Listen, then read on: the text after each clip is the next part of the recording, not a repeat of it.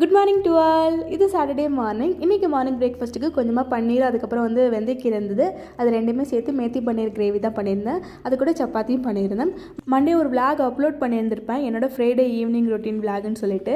So அதில் என்னோடய school time memories கூட கொஞ்சம் ஷேர் பண்ணியிருக்கேன். நீங்கள் ஃப்ரீ டைமாக இருக்கும்போது கண்டிப்பாக செக் பண்ணி பாருங்கள். அப்படி இல்லையா இந்த ஷார்ட்ஸ் பார்த்துட்டு இருக்கும்போது மேபி ஃப்ரீயாக இருந்தீங்கன்னா இந்த வீடியோ கீழே ஒரு ப்ளே பட்டன் இருக்கும். ஸோ அதை டச் பண்ணிங்கன்னா டேரெக்டாக வீடியோக்குள்ளே போகும். ஸோ வீடியோ பார்த்துட்டு உங்களோட ஸ்கூல் டைம் மெமரிஸ் எதனா இருந்தால் கூட என் கூட ஷேர் பண்ணிக்கோங்க.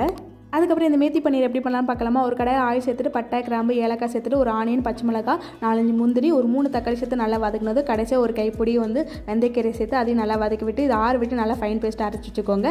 அதுக்கப்புறம் அதே பேனில் இன்னும் கொஞ்சம் ஆயில் சேர்த்துட்டு இஞ்சி பூண்டு பேஸ்ட் சேர்த்துட்டு அதிலே கொத்தமல்லி தூள், மிளகாத்தூள், கொஞ்சமாக கரம் மசாலா சேர்த்து மசாலா வாசம் போனதும் இதில் நம்ம அரைச்சிருக்கிற விழுது, தேவையான தண்ணி, உப்பு சேர்த்துட்டு கிரேவி கொதிச்சு வரும்போது அது கூட பன்னீர் சேர்த்து கொதிக்க விட்டு இருக்குன்னா மேத்தி பன்னீர் கிரேவி ரெடி. ட்ரை பண்ணி பாருங்கள்.